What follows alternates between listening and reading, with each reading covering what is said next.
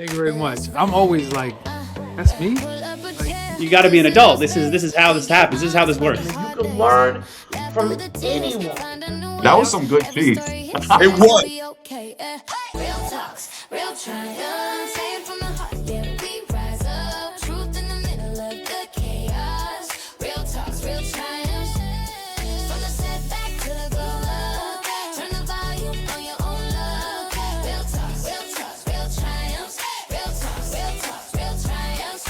Here we are, our first podcast, our first guest, Yes. DJ extraordinaire, CEO. Let's go!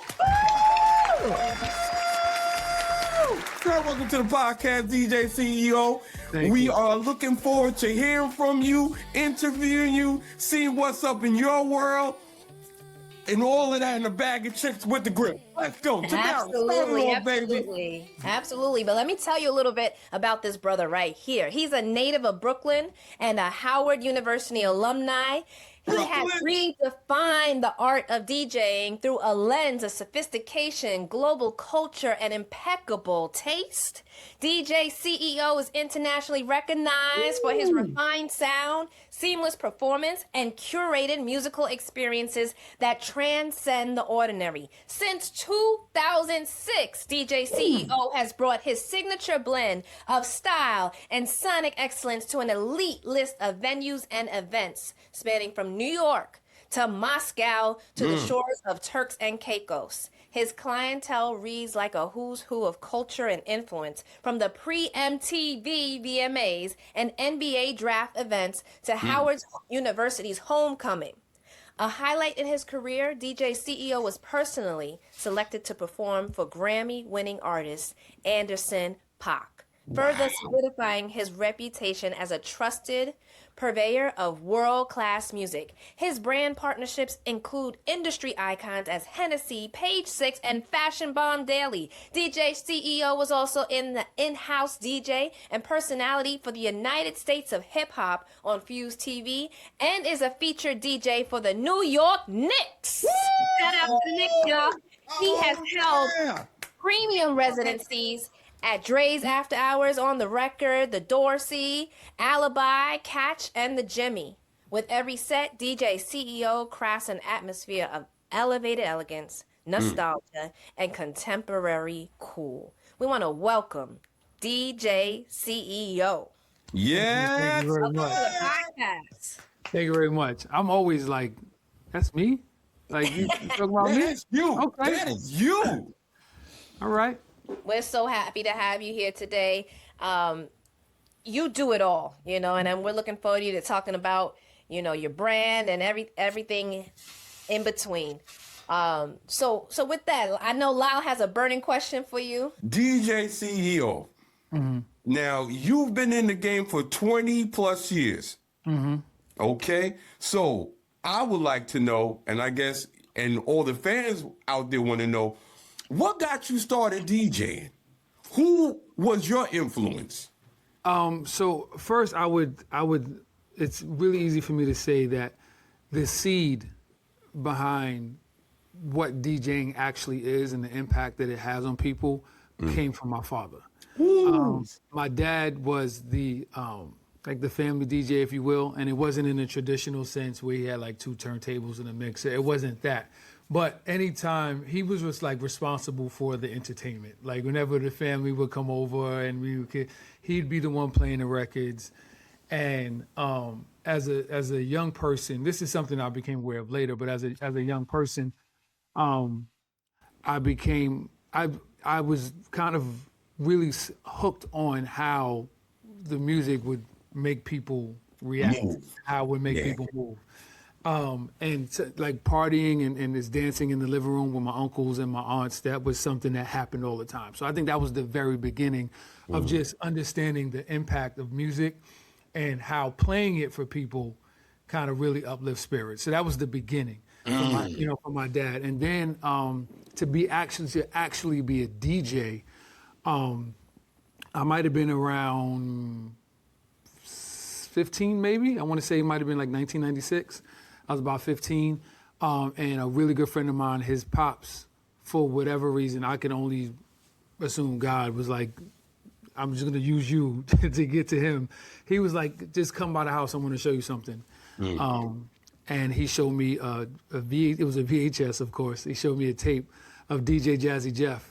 Oh. And I Ordinary. wasn't really aware what I was watching, but I knew I wanted to do that. And that was the beginning of me kind of going after, the space of being a DJ. So. Wow. Awesome, man. Awesome. So tell us a little bit more about like all of the different experiences you've had since up until now. It's been a roller coaster ride, to say the least. I think, there's a ton of what we may consider like superficial, at least surface, things that I am very proud of when it comes to the DJ space. Playing internationally, being in Turks and Caicos and Anguilla and Mexico and Russia, which was wild. So having those opportunities and DJing for celebrities and with celebrities and connecting, I've played, I did New Year's with Fat Joe. I've played in front of, and so oftentimes, so if you hear me say I DJed for, it's not necessarily just like a contractual thing. So like, yes, I DJed for Fat Joe, but if I tell you that I DJed for LL Cool J, Smokey Robinson, Clint Tillman, Magic Johnson, they didn't hire me, but they were in the room. Just like if you were in the room, I'm DJing for Tamara, I'm DJing for Lyle, right? Yes. Like, so all these people I've gotten a chance to, was in Sugar Ray Leonard's house, and just you as a DJ, as a human being who's a fan of a lot of these people who've done such amazing things growing up, in the beginning you're kind of like, oh my, like is this like for real? But then like it's time to do my job. It's time to go to work, and then so when I do that, that's a blast. I think, and I had mentioned this to Tamara in a prior conversation when she was asking me to be on the podcast. I think the thing I'm most proud of, or what I really hang my hat on now, is more so leaning into the purpose as opposed to the craft. The purpose. Right? So really understanding my purpose and what I'm called to do, and also what my purpose is as a DJ, right? Technology is a great thing, but it's kind of opened the doors for like any and everybody. So people are going into it not even understanding what your purpose or your responsibility as a DJ is. Like this is not a selfish position. You're a servant, right? You're here to serve the people. Yes. And then there's levels to it. And so I think for me, like I just really, really hang my hat on understanding my purpose and understanding that there's healing in music. And when you get in front of me, it's going to be a healing experience. It's going to be a vibrational raising experience. I always say, I want you to feel better. I want you to feel better. When you leave, I want you to feel better than you did when you came in, but I want you to look worse than you did when you came in. Because I want you to be, I want everything to be sweated out. I want, No doubt. So, No doubt. Yes, indeed. So I'm curious, for somebody who wants to, become a DJ and DJ celebrity parties, like what was the catalyst? How did you go from DJing in your house to like DJing in Moscow even? Like what was that? What was your initial catalyst moment? I still don't know. I think I'm still trying to figure that out. I mean, clearly God has shown some favor on me in certain places because I feel like I've been winging it for a long time. But I think what it is that I started out doing house parties, right? That's how I cut my teeth, right? Me and my friends just, when we were young, like your parents were going on a vacation. All right, we're gonna throw a party at your house, and and that's how I cut my teeth. And then after a while, I got into nightlife, doing afterwork parties, and then some late night things, just paying my dues. Some of it's just being in the right place at the right time. Some of it is people, seeing something special and going, I have to tell somebody else, right? That's how I ended up at the Garden. for the longest, I had friends who were trying to get me into to play at the Garden, play for the Knicks games, and there's pros and cons to gatekeepers, but sometimes people they don't want to do the legwork to. All right, you telling me about this person, or somebody emails me and say they want to do this. Let me look into them. Let me see what they've done. Some people, they just don't do it, right, for whatever reason. But I was living in Vegas at the time, and I came just home to New York, maybe visit family, and I always lock in gigs when I would come back to New York. And so I was at one of my old residencies. It's a speakeasy called Bathtub Gin in the city. And I was there just doing what I DJ. I learned from Michael Jordan. He said the reason why I don't take nights off is because there's always gonna be somebody in the crowd. There's gonna be a kid in the crowd who may never see me again, or this might be the first time that they ever see me, and I have to put on a show so that I live up to the hype, right? So I just was me, just doing what I was doing. This guy was there. He was just really, really impressed. His name was Greg. He was like, he's like, you're really, really amazing. He's like, have you ever thought about DJing at the Garden? And I was like, no, never. Wow. I'm a kid. I'm a Brooklyn kid. I'm a diehard, longtime Knicks fan, and I was like, absolutely. And right there in front of me, he reached out because he worked at the Garden. At the time, I think he was working for the Rangers. He reached out to his people over at the Knicks right there. And and I think I might have been in New York at that time for maybe a couple of weeks. I think the next week I had a meeting with the Garden. And wait, so when you were at the speakeasy doing your thing, he got on the phone right there? Right in front of me. Wow. Right in front. And so you need that, right? Because oftentimes there are people who in this industry, they'll be like, oh, you're dope, and then that's it. Then they'll just leave. They don't. There's no follow through. I don't know what it is, right? But they won't follow you on social. There's just nothing. They're just like, yo, you're really dope, and then they'll just leave. And sometimes there's people who have power or influence or in positions to make decisions, and they just won't do anything. And then there's some people who will, right? So clearly, as a DJ, I don't have an opportunity to talk to everybody in the room, so I wouldn't have known who he was. So he was like, no, we need you at the Garden. Was basically what he said, and so he did that. So that's how that happened. The Moscow thing happened because, well, technically, I was DJing in a city called Izhevsk, which is 4 hours outside of Moscow, but I did spend time in Moscow as well. But anyway, I had started an event series. A buddy, a good friend of mine, Mike, him and we had started an event series in New York called the Influence Series. And this was before influencer was a term. This is 2008, 2009. Instagram wasn't even out yet. Yeah, definitely wasn't. And so he was working with Belvedere's, and I think they had an influencer program, So we started an influence series. It went really, really, really well. It was one of the premier Monday night parties in New York. And off of that, a mutual friend of ours started working for the One Group, which they're a hospitality group, and they manage Bagatelle, the Gansevoort, stuff like that. So they offered us an opportunity to host a weekend in Turks and Caicos. And so we went out there. So, we produced yacht parties, we did pool parties, a bunch of different stuff. And there was a couple there. Funny enough, the husband lived down the block from me. We had never met before, down the block from me. Yeah. And so I want to say maybe it was the year after.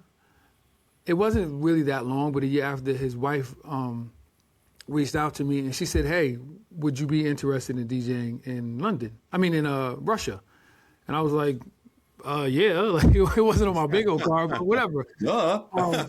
And her dad owned this really, really big, successful eyewear company in Russia, and it was their 20-year anniversary. And she told him, she said, you need to have, this is Russia, you need to have an American DJ. This is what's really going to, set it off. And she said, I know the guy. And so they reached out to me. So it's people who see and recognize your gifts and your talents. Yes. It's them not keeping it to themselves. Yeah. Right. It's them going, no, the world needs to experience you. And and not thinking stuff like, oh, he doesn't need help, or he doesn't need more exposure, or he doesn't need, he's good, or no, it's just like, no, this is dope. If I'm just finding out about it, I'm sure there's other people that don't know about this, so let me share this. And so that's how a lot of the things came around. It's just word of mouth. It's people who really believe in me. Yes. And who really believe in my gift and my talents and are not keeping their mouth shut. That's how I got in a lot of rooms. Wow. I mean, that also speaks to, the energy that you give, the experience. I've heard people say that it's a magical experience when you're in the room with CEO. And it's hard to describe, but at the same time, you don't outside of sweaty and having a good time, you're different from when you came in. And there's not a lot of DJs that can do that, so. Yeah, I don't, I tell people all the time I'm more gifted than I am talented, right? So God gave me this gift and I don't get in the way of the gift. Amen. That's what it is. Amen. I just don't get in the way of the gift. I allow God to use me. And when people hear that, people assume like, oh, so you just playing gospel music, or no, that's not what that is. Like, I firmly believe that, God is in everything, right? He's in all of this music, and there is energies and the vibrations that's in this music that touch people, and I know how to manage it and manipulate it and curate it as to whereas when I give it to you, you're gonna feel it. It could be a song you heard 100 times. Yeah. But you're going to feel it different when I play it because of how I play it and the intention behind how I serve it to you. And when you told me that before, Tamara, like it meant a lot that people were like speaking about me in that way, because that's how I want to be received. Yeah. Right. Yes. I don't necessarily want to be received on a service level because I know what I'm doing is deeper than that. And because I don't get to have these conversations all the time, people they're not even aware of what's happening, right? So they just go, no, he's really good. Like, or they'll speak about my technical prowess, which I'm proud of too. Like, my blends and transitions and all that. Like, that's very important. Like, that we cannot dismiss that. But my purpose takes priority for me. So Breathing life into the music. Love it. Bringing it to fruition, bringing it to the people. Not too many people can do that. Not too many. So God bless your talents. God bless your gifts. thank you, brother. Yes, Thank The you. indeed. other thing that I heard you say is really the follow through. How a lot of people, they get these connections, they get these opportunities, but they don't follow up, you know? So definitely people like, don't take, if you get a gift, follow through. And I'm talking to myself too, because there's been so many things in my past. I remember Robert Townsend gave me his email and everything. And I didn't follow through because I wasn't ready. I wanted to get ready and it took forever. But yeah. Being ready is important. Yeah.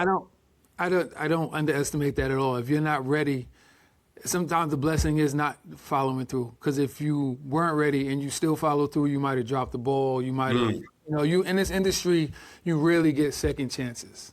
Like, that's just a fact, right? You just really get second chances. So, if whether you were aware, I mean, in hindsight, it's 2020. You could look back and be like, I wasn't ready. You may not have known, but there could have been a blessing in not.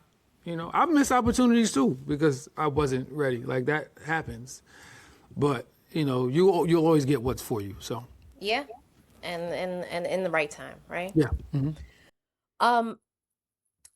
If you could sit down with your younger self, right, about anything that you wish you had done differently, since we're talking about, missed opportunities or whatever, what would you tell that young man?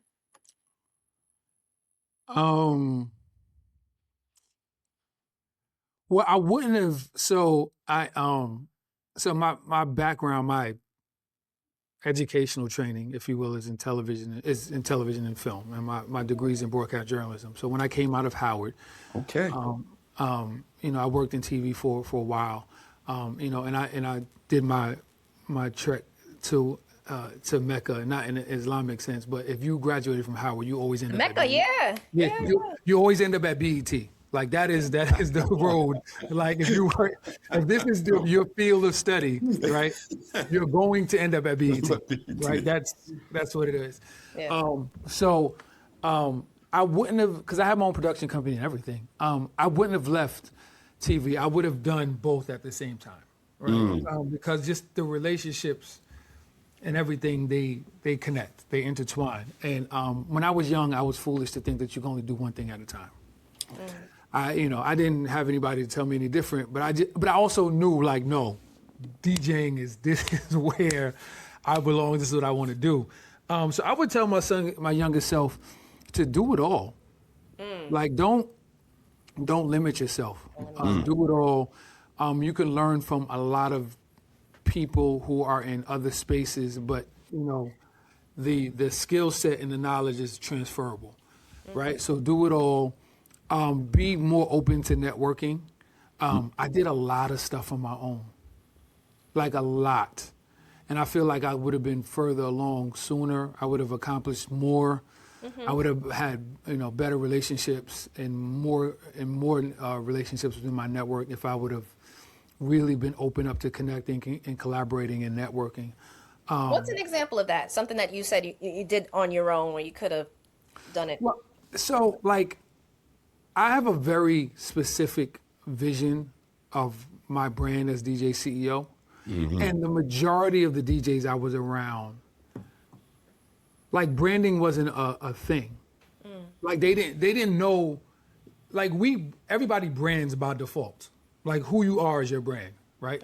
That is it, right? We brand by default. But most people aren't aware of what branding is. And most of the DJs around me had no idea. Like, yeah, they had logos, right? But they didn't, like, nobody understood, like, this is what you represent. Right? This is the Here we pocket go. that you're in, right? And so for me, because they did not represent anything that I was moving forward to, what my goals were, or whatever, I dismissed a lot of them. That was wrong, right? Just because they didn't look like me, they didn't dress like me, they didn't play the music that I wanted to play, didn't mean that they didn't have tools and knowledge that I can learn from and apply to what I do, right? I was young, so I felt like, if this is the lane you're in, then what can you tell me about this lane that you don't exist in, right? And it's not about the lane, it's about the tools. It's about, you can apply the same thing. How do you market, right? You can market the same way. How do you define, how do you network? How do you build relationships? Like, all of these things are applicable. But I was just like, you're doing this. I'm over here, like, y'all not doing this. So what can you tell me? And I was completely wrong, right? So that's an example of that. It's just kind of really just being open to networking and connecting with everyone, because you'd be surprised. Like, what good branding does is make you think that you only live and associate in this space. But the truth of the matter is, like, if you look at the people, the really successful people, and who they're hanging around, and who it's people from different walks. It's people from every different thing, and they're learning from everybody. Yeah. That's great. Absolutely. I might have been in the same class in Howard as you. I'm class of 2000. I didn't go to Howard. I got accepted to Howard for radio and television broadcasting. Yep. And you didn't go. I didn't go. I was only offered $400 to go, but I couldn't afford to go. But that was my number one, and I'm glad that you got to go to the Mecca. It's one of the greatest decisions I ever made. I wasn't there as a freshman, so I played basketball. So I played high school basketball varsity all 4 years, and I got recruited to play at a D3 school coming out. So I went there my first year. It was a PWI, and I just felt like I cannot stay here. And I always wanted to go to Howard. I had a bunch of friends there. One of my best friends was there. And so after my freshman year, I transferred out and went to Howard. Just hands down, one of the best decisions I ever made in my life. But I'm just curious to know, has anyone ever told you that you couldn't do something? I've been told multiple times, and by people who I love and people who are close to me and people who will walk with me that's not gonna work out, or Wow. that's not good. Yeah, um when I was young, and this has happened when I was younger. When I say younger, I mean speaking from a professional space, like in my 20s, right? Um, I was too. I've been this year, well, 2025 in particular, been working very, very hard to get back to that guy, because all that did was turn up the heat for me. Like, you tell I can't do what? And like, okay, you know what I mean? That's what you got to tell me is I can't, and I'm going to. Dude. And I think over time, not understanding that it's not my job to convince people of my vision, but to just get it done by any means necessary, and then they'll get it. But I think over time, I got really frustrated and gotten down on myself, because I'm like, I don't understand why they don't get it. Like, I know this thing that I'm presenting is amazing. I know that it's dope. I know that this is going, whatever. And trying to convince people to get it started to wear on me. And in that, I started to lose myself and not push as hard or go as hard at the things I want to get done. And so I started to, run into this wall and be depressed and not, and that wasn't me before. Like, I was like, yo, there's no way I'm not winning, Yeah. I'm not winning. So my wife and I, we moved to Vegas. She got transferred within her job. She's a makeup artist, so she was with MAC Cosmetics. So she just transferred within the company out there. And I knew nobody. I only knew one person. And this one person was not in the industry. He was a friend of mine who happened to move to Vegas like maybe less than a year before. And we grew up together. She moved out there, and I just knew her. And then I had another friend, the same guy, Mike, who I mentioned before when we did the Influence series. He connected me with this other guy he's like my brother now, my boy EJ, who was in the industry. He was in the industry and sort of industry adjacent, but he just knew like a lot of people. But when I went to Vegas, there was no way. I knew I wasn't losing. Like, I had that, like, I'm going to win. There's no way I'm not going to win. No way. And I did not, right? I got everything I wanted and more. But somewhere along the way, and kind of when I moved back to New York, I kind of just lost it. But now, I'm back on the elevator going up. Like, I'm back on the elevator going up. And we are so glad that you are back in New York, making moves. Yeah. CEO, y'all. If you don't know, look You're going to know. up. Go to one of these events, the Knicks game, all of it. Yeah. So now I'm excited that I've been introduced to the work that I needed to do to get myself back on track, and so that's what we're doing. That's what Tamara and I both have been doing. So I'm excited about that, and seeing how it's showing up in my life, and and also because I'm doing the work, the people who I've been attracting into my life also, which I think is important. So. So let me just hop on that a little bit. So what's powering you now in like your second walk then? A lot of it is just getting closer to God and strengthening that relationship. I was joking with somebody the other day. I said, I feel like I'm like becoming like my mom. And I remember being young. I was like, I don't understand why every time I come to talk to you, like you always bringing up God. Like, I just need real answers. Like, tell me this, tell me that, tell me, whatever. And then now I just like, oh, now I get it. Cause like every day I'm talking to God, so that's a huge part of it. And then just doing the work, like really kind of figuring out, acknowledging the things that have impacted me negatively and how I allowed it to kind of like, weigh on me. And so answering those questions and getting to that. My wife has been a huge support throughout the whole process because she's been doing this same work, right? And she's been doing it for herself. So Shout out to wife. Right. So having someone, on the journey with you is huge, right? You don't necessarily want to be walking through this alone if you don't have to. There's that. And just really be reminded, like, nah, I'm him. Like, and I'm him because I've been made to be him. Like, so walk in that and be that. And also kind of getting out your own way. I think, you get a little older. I'm 44. I'll be 45 on Saturday. And sometimes you get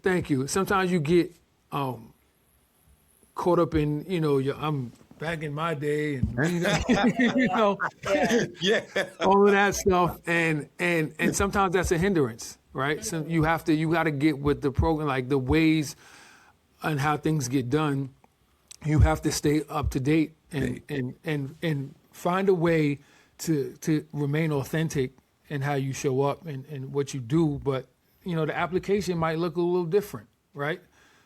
If I'm required, it's funny because Tamara, how you said, how people have spoken to you about me and what my experience is, right?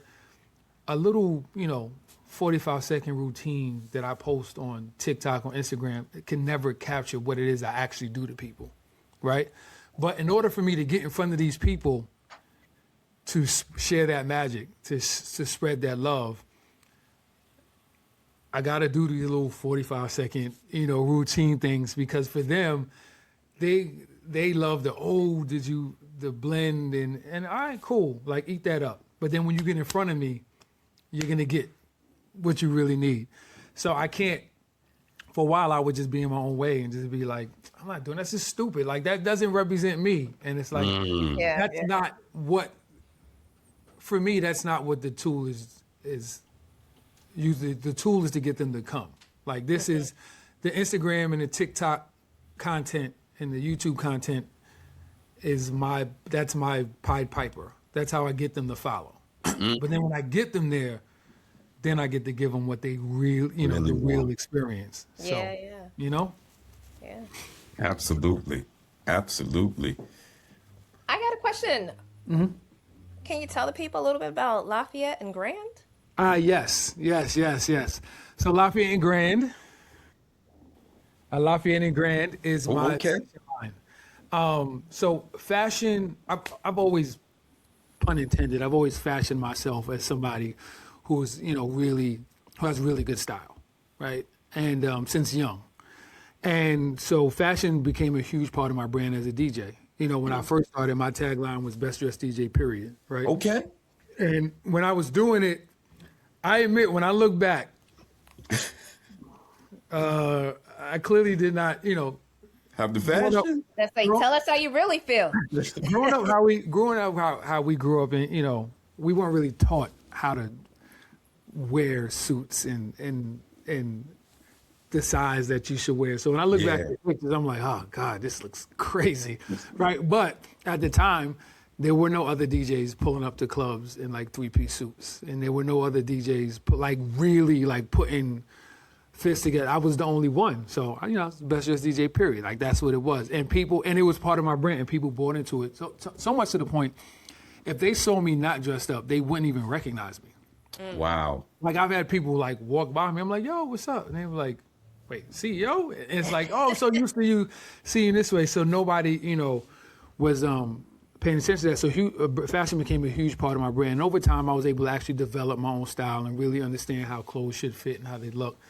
And so one of the things I wanted really was to be able to establish relationships with fashion lines and designers and have partnerships and be a spokesmodel and a brand ambassador and be able to lock in and do the fashion shows and things like that.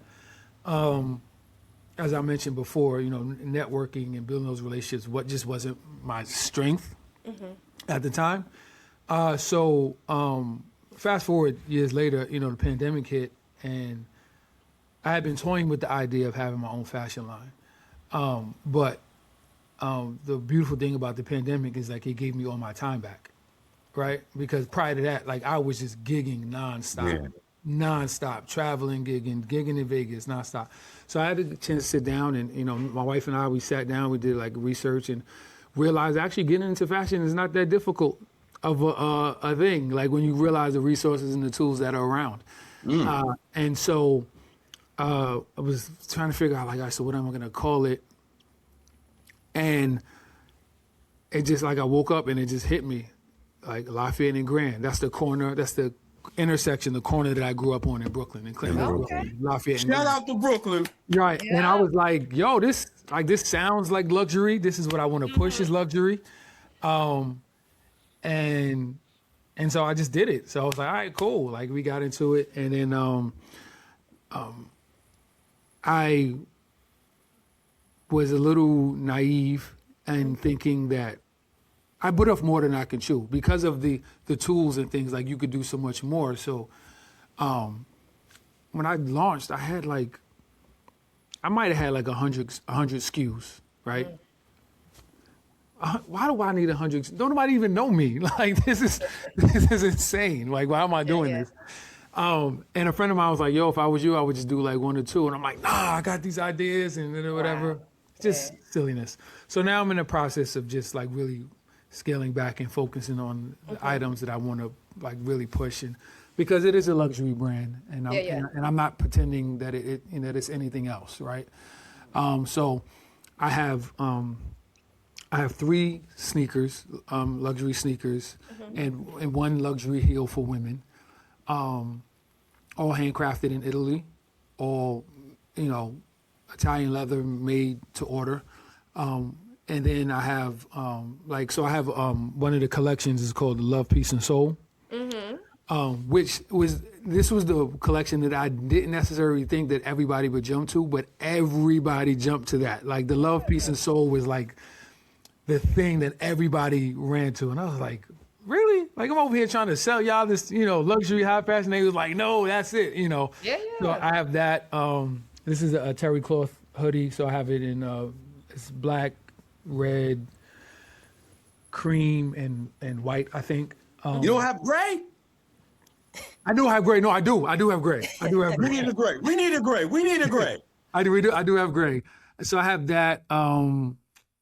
And I have a couple, you know, I have quite a few buckets and stuff like that. So I'm doing like pieces that that you will find in luxury brands, but also like can speak to like the casual luxury kind of approach.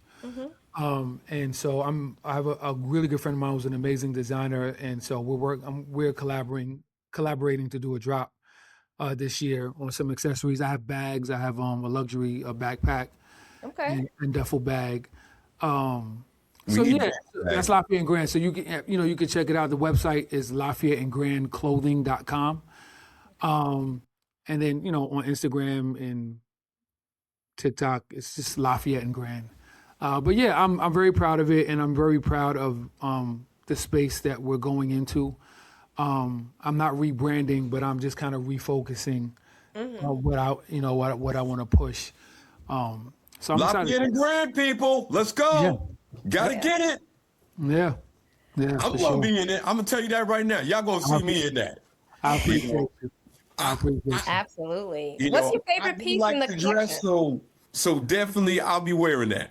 I appreciate it. My favorite piece in the collection will probably be outside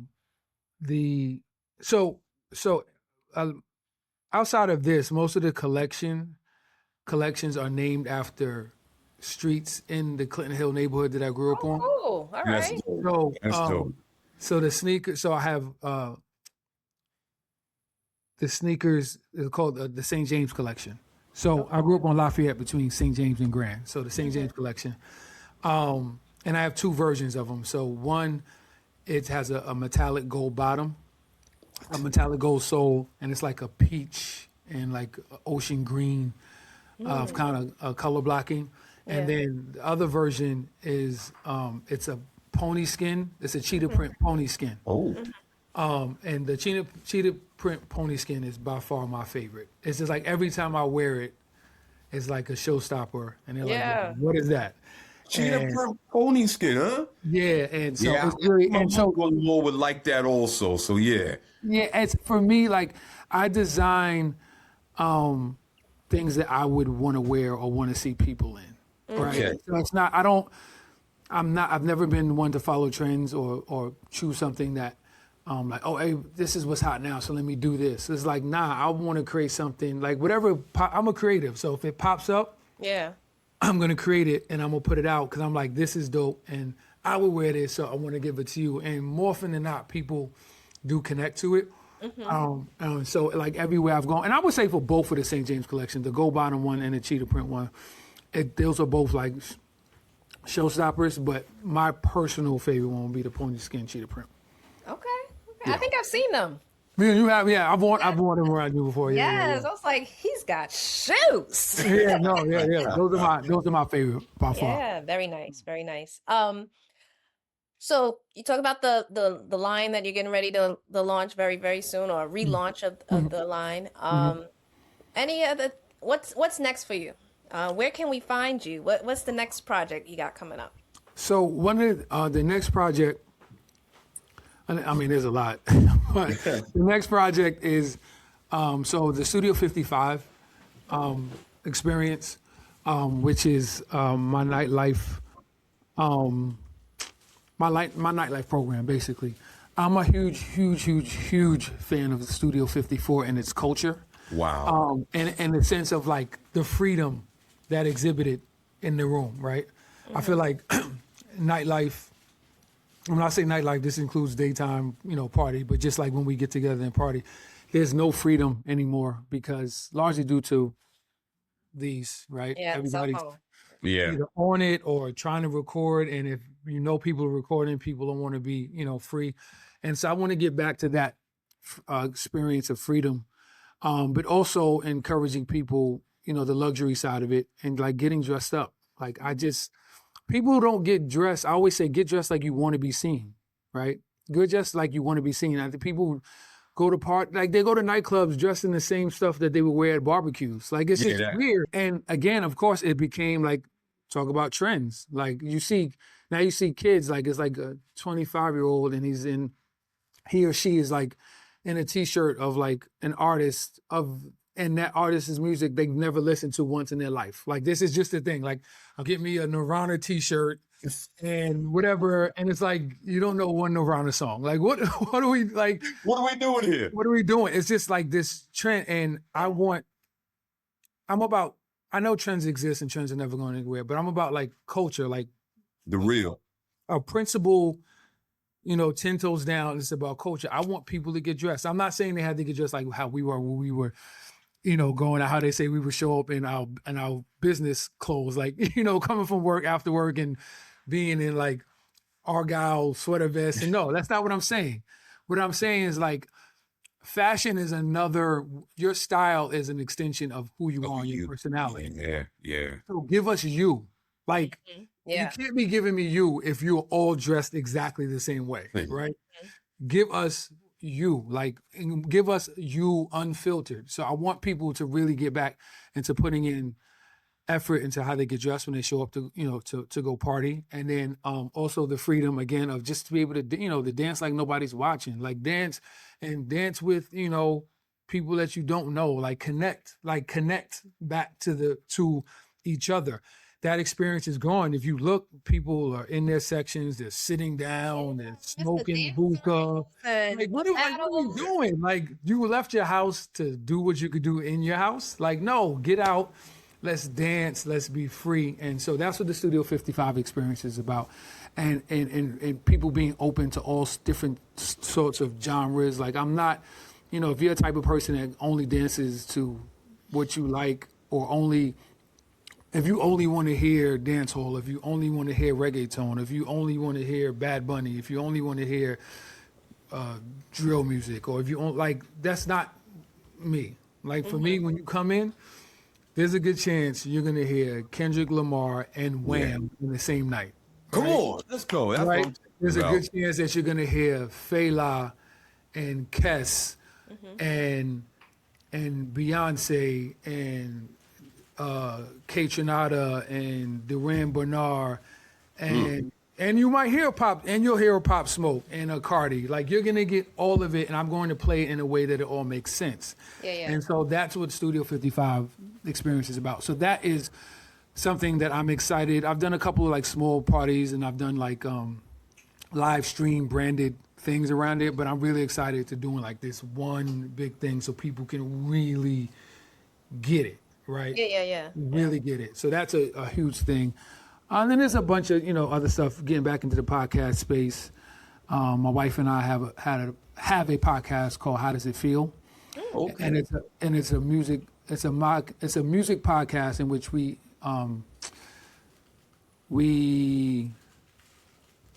speak about music from the lens of emotions, memories, and spirituality.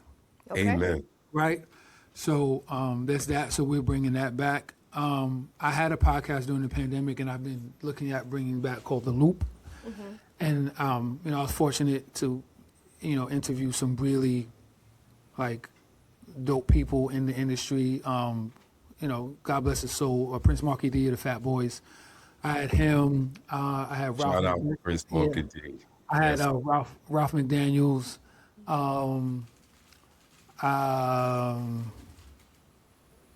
A good friend of mine, DJ Adrian Wilshire, who's also a DJ but a world-renowned choreographer. My boy Worry, who is an industry stylist. He styles for her. He styles for Audra Day, and a bunch of other people. So I just really got a chance to sit down and just have conversations with people who have relationships in the industry. Tracy Lee, who's also a Howard alum. And tell their story, like get able to tell their story. So I'm, bringing that back. And again, there's a whole bunch of stuff, but right sounds now, like you got a lot going on. but right now, Studio 55 is like Studio 55. All right. uno. Where can if you can give it to us again, how can people get in and follow you? What's your IG website? All of that. So the website is imdjceo.com. imdjceo.com. That's simple. Okay. Spells out that simple. I always encourage people to go there, subscribe to the mailing list so you can kind of stay up to date of what's going on. Clearly from there, it'll, lead you to my socials, but, Instagram is DJ CEO. TikTok is original DJ CEO. YouTube is DJ CEO, Mr. Style, DJ CEO Style and Performance. So Style and Performance is the new tag. It replaces just DJ period. Style and Performance, because that's more encompasses what I do. Like I look good doing what I do well. So Style and Performance. And that's I don't know if there's anything else. And like I said, Lafayette and Grand, it's LafayetteandGrandClothing.com. All socials, it's Lafayette and Grand.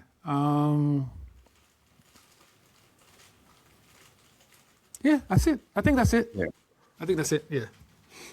Well, I just want to say, thank you for being on the podcast. Thank you for having for me. sharing with us. Greatly appreciate you and all your endeavors that you're doing. And the one thing I do have to say, though, you are very in tune to your sixth sense, and your sixth sense is an extension into your music and your fashion. I feel that and I see that. So I just say, that's a big shout out onto you, and just going with that and just moving with that and just letting that be your arm and extension into the world and into the people to move the crowds, to keep it moving, to keep it growing, to keep it shaking, to keep it popping, to keep it locking, to keep it dropping, to keep it so shocking. Bars. Bars, yeah. No, I appreciate that, and I very much am. I can't thank my wife enough, who's constantly. I feel like she's more advanced than I am spiritually, but she nurtures me in that regard. So I don't do anything that doesn't feel right, or I don't feel I'm called to do, right? So everything that I do, it comes from that space. And so if when I'm coming from that space, when I actually do whatever it is I'm going to do, you're going to experience that. You're going to experience authenticity. You're going to experience, that it's bigger than me. And so I just do my best to kind of stay out the way in that regard. No doubt. Well, once again, DJ CEO extraordinaire, fashionista, the man, the myth, the legend, the truth.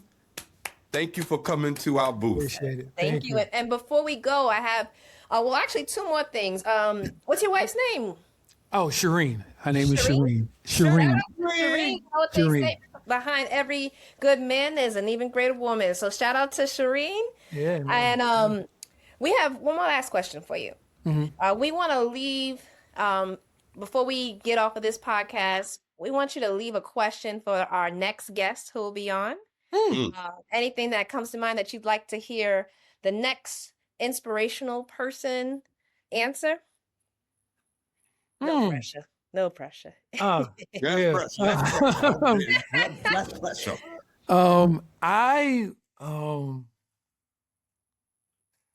I guess it would be a question that I would want somebody to ask me, and it's like, do you believe in what you're doing?